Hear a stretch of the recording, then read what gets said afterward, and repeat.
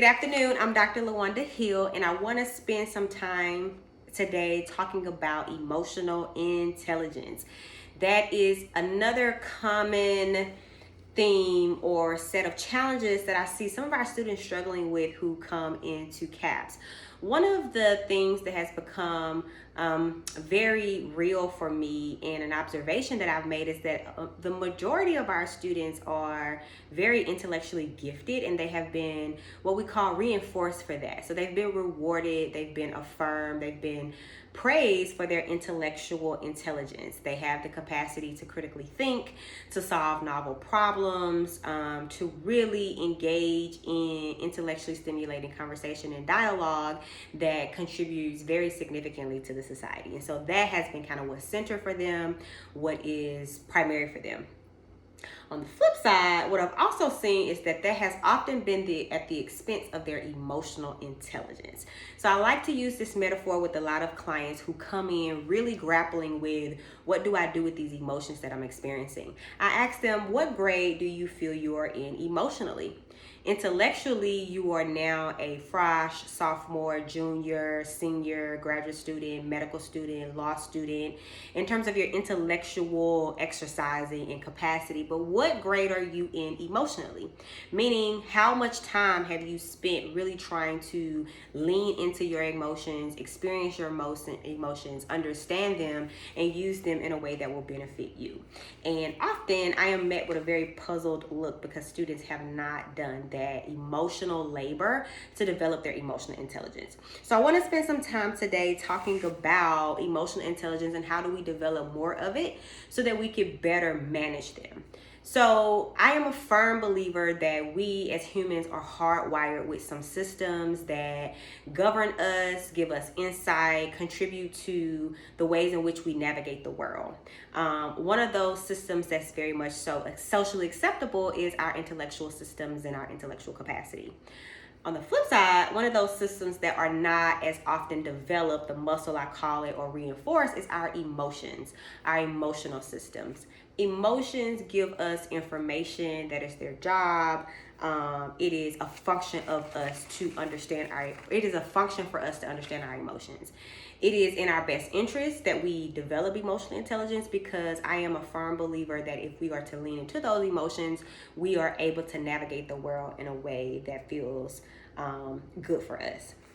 So I think that there are a number of different emotions that we experience, but I want to talk specifically today about 5 of those emotions and the ways in which we can learn to develop emotional intelligence.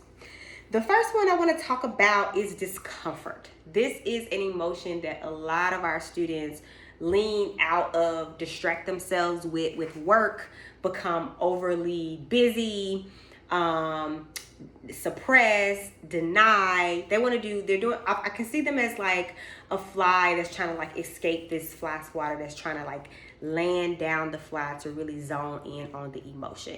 Discomfort is a common emotion that a lot of people experience, not only our Stanford students, but people by and large. So I want to give us a few tips of how to develop emotional intelligence by leaning in and asking ourselves a few questions as it relates to certain for certain emotions. And the first one is discomfort.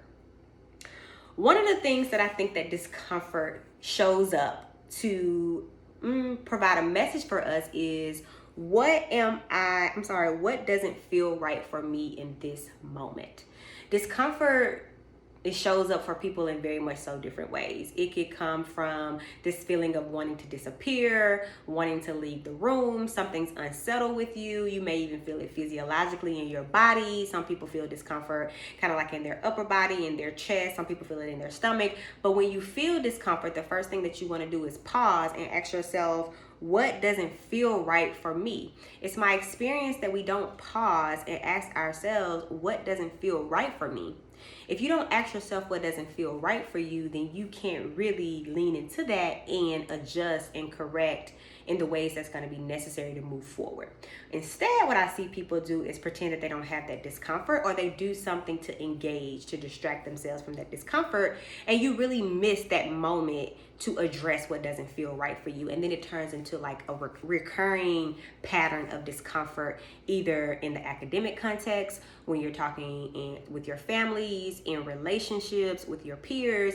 So it's a really missed opportunity to develop, number one, more emotional intelligence, but number two, how do we solve these challenges that our emotions are coming to bring forth for us?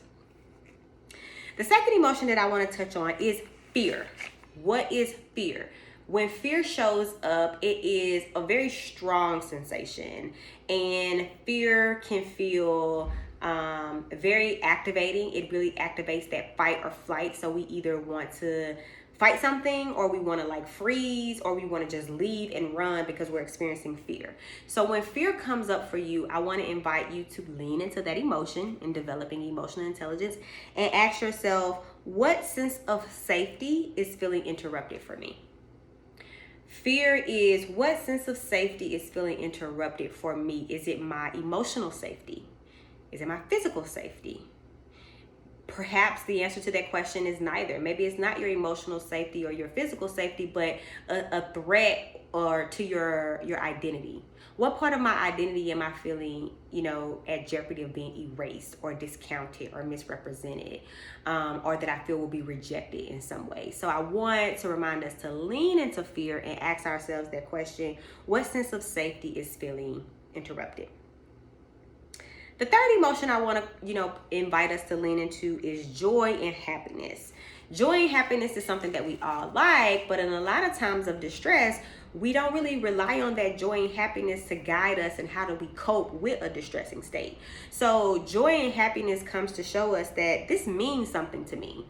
Being with people, doing something purposeful, having meaningful conversations, or solving a piece set, or figuring out how to diagnose or treat, incurable diseases. Something about this is activating a sense of joy and happiness for me. And I enjoy it and I appreciate it. That's something that we need to kind of lock away for the future. So when we are, finding ourselves in a distressing state, or a sad state, or a depressive state, or kind of like an unstimulated state, we can lean into, these are the things that bring me joy and happiness, and I want to do more of them. The other emotion I want to address is jealousy. Right? Jealousy comes up, and I see this happen quite often for a lot of our students. And I think one of the questions that we can ask ourselves when experiencing jealousy is, what is it that I too aspire to that I don't yet have? I think we can cope with jealousy in a lot of different unhealthy ways, becoming attacking and very critical or exclusionary when we feel jealous. And I don't think that serves us in the long run. I think that's a temporary short-term fix that has an expiration date. If we really want to deal with jealousy and put it away for a long period of time, we need to ask ourselves, what is it that I too aspire to that I don't yet have that's activating this sense of jealousy for me? Leaning more into that feeling and that line of questioning can actually bring forth the solution and help you reframe what it is that you're experiencing, so that you don't become critical or attacking or exclusionary because of what's happening for you internally. And the final emotion I want to address is anger, which basically comes up quite often. I firmly believe that anger is a secondary emotion, meaning that there are other emotions on top of it. If you think of it as an iceberg, I think anger is at the bottom of that iceberg. And on top of it may be rejection or sadness or loneliness or invalidation. And anger usually comes with the question of, what am I trying to protect or defend against? I am angry because I feel like my identity is being attacked. I am angry because I feel like my reality is being dismissed. I am angry because I feel like there is some injustice that I'm facing, or I am angry because I feel like I am not being heard and my voice is being attacked. So I think more often than not, I see us struggle with identifying, recognizing, leaning into, and managing these emotions of discomfort, fear, jealousy, anger. We're more likely to lean into joy and happiness, but less likely to lean into some of these emotions that are very uncomfortable and distressing. But it is my firm belief that emotions come with a message of well-being and a message of healing if we were to allow ourselves to lean into it and take the wisdom of those emotions. This is what I call emotional intelligence.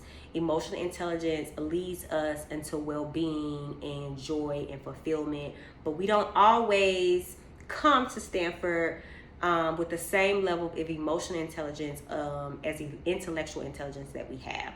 So my hope is that you will kind of do an inventory, listen to this video, and figure out, what grade am I in terms of my emotional intelligence? What emotions is it difficult for me to recognize and manage and lean into? And how do I want to spend my time really leaning into that? Because there's so much benefit if we are. There is emotional benefit, there is social benefit, there is academic benefit if we are emotionally intelligent human beings. And if we spend as much time attending to that and cultivating that intelligence as we do our intellectual intelligence, then it's definitely going to take us very far.